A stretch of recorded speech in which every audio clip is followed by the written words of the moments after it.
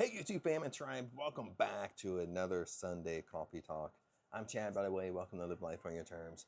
I am in Bangkok right now, so we are leaving for Da Nang tomorrow. So we came down to Bangkok, spent a couple days with Ang's sister, brother-in-law, and nephew, and her nephew. So before we get started here, always remember we do have the Super Thanks Spotlight always going on. That's where you leave a question with a Super Thanks, and that's what is discussed on Sundays. So remember, that's always going on. You can leave a super thanks with a question on any video, and that's what we're discuss on Sundays. But since this week was a little bit busy and we are traveling, I thought treat this kind of Sunday coffee talk a little bit unique, and kind of show you around here, talk about a couple things, and Chai is behind me, Ang's brother-in-law, so he does Buddha stuff. So he sells Buddha like the original authentic Buddha. A lot of the Buddha he sells, we'll go over there here in a second, is they're like 700 years old. I do have one. I'll show you. So this is one that he gave me here, and I'll ask him about it. It's a necklace he gave me probably about a year and a half ago. But I'll ask him how old it is and stuff like that, so I know. I'll ask him that in a second. So that's my Buddha necklace. I'll stick that on here, as long as it doesn't mess up the mic. But anyway, we did have an adventure this morning, really fast. We went to Starbucks, and usually I don't go to Starbucks that often in Thailand, just because Starbucks in Thailand is U.S. prices, bottom line. And that's kind of the most expensive coffee you can ever buy in Asia. So usually I go to Amazon Cafe, or usually I go to local places and stuff like that, just because I like the local flavor. But since we're in Bangkok, I thought I would treat Ang's sister. She likes Starbucks from time to time, so we'll go to Starbucks. But 700 baht later, they basically messed up our order, made the drinks wrong. Some of the drinks didn't taste that great because I guess it's a new Starbucks. And the biggest thing with Starbucks in Thailand, since the price is basically American price or US price, they don't have a lot of foot traffic. So if you're new, like you don't have experience making all these drinks. And so like we got some lattes. The lattes just tasted like iced milk. So, but it is what it is. I mean, it happens. But sometimes that's why they tell you, if you watch Thailand videos or living abroad, that's why sometimes like a lot of Phalong restaurants where they charge you tourist price or Phalong price, is lots of times they're not that good. Honestly, lots of times. I mean, there are some great places to eat, mind you. That's international food or Phalong food, or food that you would get back home. But a lot of even when I lived in Hua Hin, a lot of places were just horrible as far as Phalong restaurants and stuff like that. Like it is true. You hear people say like the cheaper you eat, the more local you eat, the food is like 100% better, which is true. So we had that little bit of a Starbucks adventure. Last night we ate at, I have a picture of it. It's called like Lucky something, but it was all you can eat, like a soup buffet. That was really good, but that's local. That was really good. I had my camera with me, but that's really a loud atmosphere. So I didn't film anything there, but yeah, sometimes you live abroad. For one thing, the more local you eat, it's going to be cheaper for you, bottom line, because you're getting local prices. The more you want to eat your food that comes from your country, it's really going to be the same price, if not more. Okay, bottom line, 100% the same price, but most of the time it's more money, just because either what they do, even Starbucks does this. I'm gonna pick on Starbucks. Is like, for example, if you get a large or a venti at Starbucks in the United States, a venti is actually pretty big. But I don't know if I do. Haha. Okay, this is a venti, in in Thailand. The vente, this is the size of a grande in the United States, but this is a vente in Thailand, but they charge you the same price as a vente in the United States, so you get a smaller size. So that's what I mean. Like you pay the same thing, but you get smaller sizes. So in essence, you pretty much pay more money. Um, so just wanted to share that, just in case you guys are wanting to live abroad and stuff like that. It's for me, kind of going down this rabbit hole. For me, even when I used to go on vacations and stuff like that, I've always wanted to try like local stuff. Uh, because it was kind of, for me, like when I went on vacations, it was kind of like, well, why do I want to go on vacation and I just eat the same food on vacation I can eat in California? You know what I mean? I eat in LA. It didn't make any sense to me. So I always tried like a mom and pop shops and stuff like that, or now I might not like it, okay, but I'll always try it once. Um, so that was kind of my philosophy. But I do have friends that are not like me at all. Like when they travel, they have to have their U.S. food. They have to. I have a funny story. One time, I'll keep it short, sweet, to the point. But I have a funny story because one time I was in one of my best friends from California. He went to the Philippines. He had a friend in the Philippines, so he went to the Philippines, and that's the first time. Not the first time he's been out of the country, but the first time he'd been to the Philippines. So I had a lot of experience with the Philippines because I owned a luxury condo there. So I was telling him about all this food to try and stuff like that, and telling him about the local food, and telling him like everything's really really fresh there. The food's fresh. You'll love it. When he came back, I was waiting to hear like all this food he tried, and he just ate fast food the whole time. He basically ate like Jollibee like every single day, like 2-3 times a day, or just ate fast food. I'm like, what? Why'd you go there and just eat fast food? Yeah, but some people are like that. You know, when they travel, they just eat fast food. They don't try anything local. Uh, so that's why, like sometimes in other people's Thailand videos, to kind of sum this up, then we're kind of move on from this topic, is that's kind of why they share, like when you live abroad, especially in Asia, is that's why prices can be all over the place. You know what I mean? It can be as cheap as you want it to, or it can be as expensive as you want it to. So bottom line, you get me on that? Like you can spend more money here than you live in your own country on food. You know what I mean? On the same food that you eat in your own country. Uh, so that's the kind of thing that kind of take away here. It can, you can align it. I mean, I guess you can align it better with your lifestyle that you want, that you choose to want, and a little bit more better than you can in your country. But again, the prices can be kind of all over. Okay, if you understand that, try not to go down the rabbit hole with certain things and certain topics. But anyway, Aang is getting her hair done. Chai, we're going to jump over to Chai here and see what he's doing.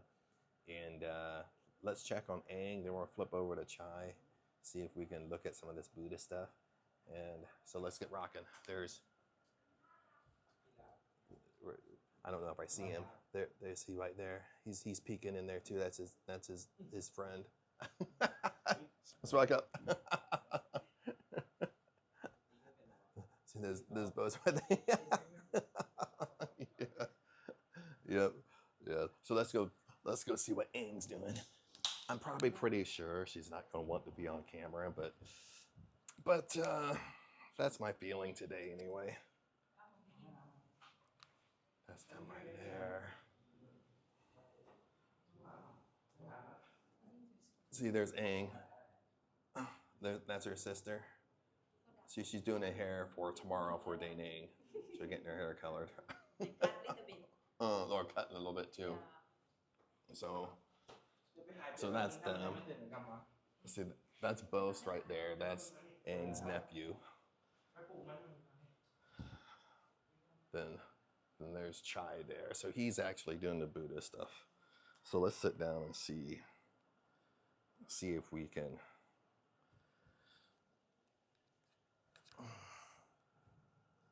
maybe I'll try to flip the camera or something like that. Look at some of this stuff up close. But he sells the authentic Buddha.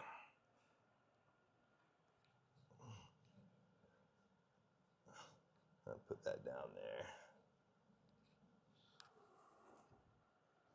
Yeah. And since I showed you this bad boy, now how old is this one? 60. Yeah. Um. 50 years. Oh, 50-year-olds? Yeah, this is 50-year-old. Okay. But sometimes he'll have like super, like really old ones in here. Sometimes he'll have like ones he'll show me that are 700 years old. Like crazy old, really authentic Buddha that he'll sell them, people will buy. And so like if I tilt the camera down, you can see all of them like right there. Then sorry, my version of the iPhone, I think the newer versions you can actually flip the camera when you're actually recording. With mine, I can't do that. I have to like stop recording, whatever. So this is a one take wonder, baby, because I don't have time to do massive editing.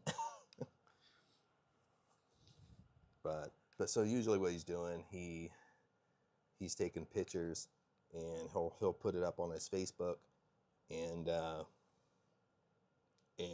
that's where people will see him. So that's what he's doing now. Then he has like a little, almost like a diamond grader. Like if you grade diamonds, like you look at diamonds through that magnifying glass, he does the same thing with Buddha. Like he knows really what to look for in authentic, because there's a lot of fakes out there. So when he goes to like markets and looks, he knows if it's a fake, how old it is. So he knows all that stuff. So that's kind of like what he does, like a hobby. And this isn't all his Buddha. This is just some of them. Like he'll have like over there on his desk. You see his desk like right there beside his head, like all the silver ones, like that.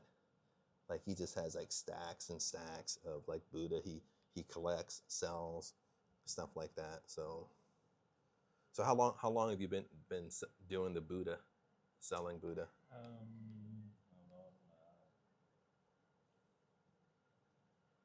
20 years. Oh yeah, 20 years.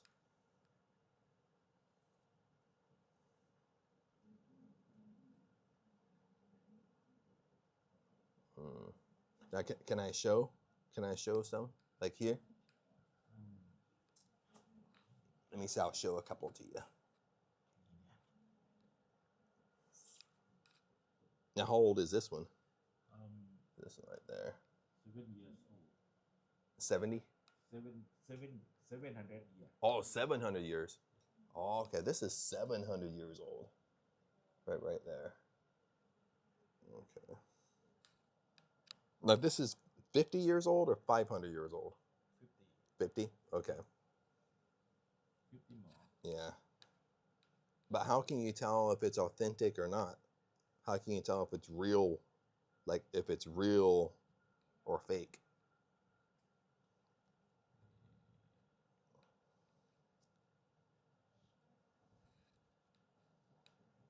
I'll tilt the camera down here like that.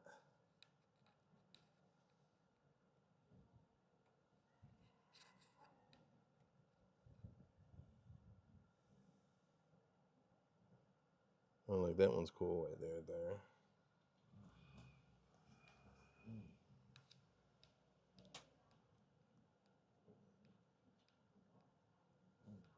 How old is this one? That one like 800. all 800 year? Yeah, like this one right here that's 800 years old. Like on camera, you might not be able to see it as well as far as the detail, but yeah, but he'll sell it for collectors. He'll sell it for people that just want the authentic.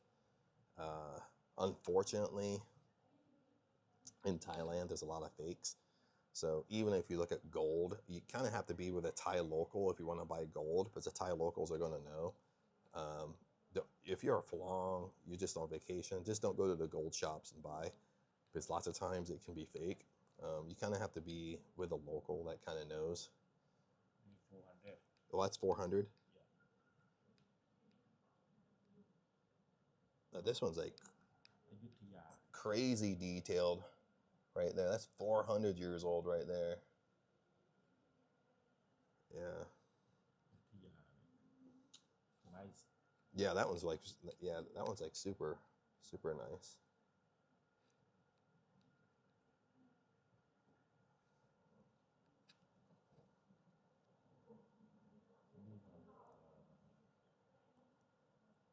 Seven years. Is that 700? 700. Okay. Yeah, sure. This is 700 years old. Try to get it up there so it doesn't get blurry to the camera. Like I said, you can see a little bit more detail in person. Maybe the camera, just because of the lens, if I get too close, it starts to blur it.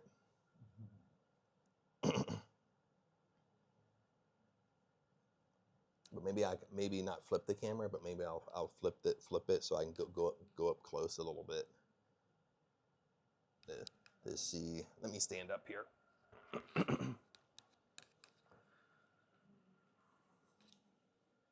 Yeah, so that's kind of, I don't know how well you can see it,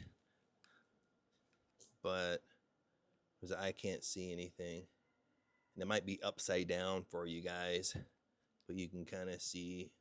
And this is just a small collection that he has. Usually over there you see all the tins. Those are just full with Buddha. So yeah. ใช่เขาทำมา So Ang looks like doing her hair, but I thought I'd share all that. Do a little different coffee talk this weekend. And since Ang was doing her hair, I wasn't too sure if I was going to do a coffee talk or not, but since Ang was doing her hair, I had a little bit of time. And tomorrow we leave for Da Nang, which is kind of cool because our flight, the flight leaves perfect because we leave at 8 a.m. The flight leaves at 8 a.m. We'll be in Da Nang by 10 a.m. So we still have a whole day there. So we don't lose a day of traveling. From Thailand to Vietnam, it's only about an hour and a half flight. So not bad. I mean, it's almost like when I used to live in California, if you took a plane from California, from LA to Las Vegas, the plane ride was only like an hour. So it's similar to that. I mean, Vietnam's about an hour and a half, hour and 45 minutes, a little bit longer, but it's still a short flight. So we have that going on tomorrow. Then we'll be in Da Nang for 5 days. Then we'll come back to Bangkok, and we'll spend a couple more days up in Bangkok for their sister. Then shoot back up to Surin probably, unless things change or something like that. But yeah, that's all I got to share, and that way I have time to upload this bad boy, and yep. That's it, my friends.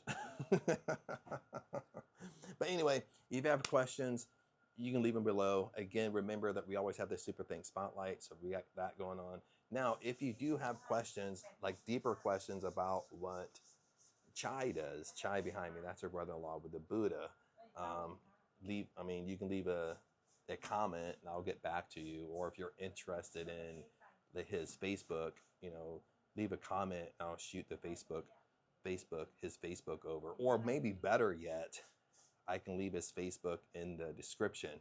I'll try to do that. That way you can just check that out, shoot over to his Facebook and check out the Buddha stuff. But anyway, I think that's it. Remember, I love you guys. Hang in there. Don't give up. And what else? There was something else I wanted to say, but it was on the top of my mind. But I don't want to spoil too much because I know I'm going to film a lot in Vietnam, so I don't want to get too much off on a tangent. Talking about vacations and stuff like that. And I know I've been kind of bringing this up a lot to you guys, and I'll share more once we get over to Da Nang. Be able to show you a lot more But the biggest thing is when you do vacations, remember that you're doing vacations on purpose. Okay, like for me, this is a purposeful vacation. Once I got to do it because I have to do a visa run. I have to leave and come back. But then I'm turning it into more of an identity trip, meaning like once you travel, once you leave, you're acting as if you're that most successful version of you. Bottom line, the whole time. Okay, you're not whining and complaining. You're not your mind your mind just behaves like that most successful version of you. Bottom line. Okay, if you want to go out to eat, you make a decision to go out to eat. If you want to eat a steak, you eat a steak. Whatever. Okay, now even if now this is probably the best time to bring it up. Even if you have an experience like me, okay, with Starbucks, okay, it doesn't happen all the time. Bottom line, but it's also how you handle that. Okay, sometimes when I do videos and I share kind of bad experiences, I mean, it's YouTube. You're going to get troll comments. You're going to get people that just, that's what they hear and they turn off the video and they sit there and go, oh, you're just whining and complaining. You know what I mean? But, for one, it's about sharing the experience. But then two, it's really about how you're handling it. And like even something like this, yeah, I share the experience. But at the same time, my mind just shuts it off. My mind is just like, okay, if I have a bad experience, the money will come back to me by 7 times. If someone rips me off on purpose, well, I'm going to get repaid by 7 times. Bottom line. And that's how you have to be. How would the most successful version of you handle that? Okay. It's, they're going to, I mean, if that most successful version of you, they're going to identify with it. They're going to sit there and say like, okay, yeah, I didn't get the best deal. Yeah, they messed up the order. But at the end of the day, so what? Okay, move on from it. That's it. And that's kind of the walk away with this is everything's not going to go perfect, but you don't bring emotion to it. You walk around it. Okay, bottom line. Like I brought a little bit of emotion to this, but we thought it was funny because it was just Chai and I going to Starbucks. They didn't speak English, so that they were messing up our big order. And we come back. We tell Aang and Ad, her sister, and we're just kind of laughing about it. I mean, that's what we're doing. If I was recording it, that's what you would have seen. Us just like laughing and giggling about it and stuff like that. I mean, it happens, bottom line, whatever. Okay, but that's how you have to act and behave. Even if you walk outside, you get ready to go to work and you got a flat tire. How do you behave? How do you act? You know what I mean? And that's remember, that's why I said, I'm getting off on a tangent, I apologize. These are little, lots of times you're either doing little wins along the way, and all these little wins eventually add up to a breakthrough, a huge win. Okay, just like when we talk about vacations, every 2 or 3 months, do a 1-day getaway, 2-day getaway, whatever, a weekend getaway, as that most successful version of you. Because when you constantly do it, you constantly compound these little wins. And as you compound these little wins, you eventually hit a breakthrough. Okay, because there's such a deeper layer to this that we're not talking about. We're basically really programming our subconscious mind. That's what we're really doing. But also the opposite is true as well. That's what you have to understand. Everything is always a double-edged sword. That's what we have to understand, baby. If you're constantly whining and complaining, that's what happens as well. You have all these little wins, whining and complaining, whining and complaining, whining and complaining, whining and complaining. And that's what's basically being shown to you. Okay. But other than that, that's what I want to share with you. That was what in the back of my mind. I was like, there's something else I wanted to talk about, but not go crazy in depth with. But anyway, I'm really going to go for real this time. Aang's sitting over there, letting her hair soak in. Chai's still doing his stuff behind me. And but remember, comment below. We got the Super Thanks Spotlight going on. If you're interested, I'll try to leave in the description Chai's Facebook, so you can check that out if you're interested in the Buddhist stuff. But other than that, peace out. Remember, I love you guys, and I'll see you in the next video.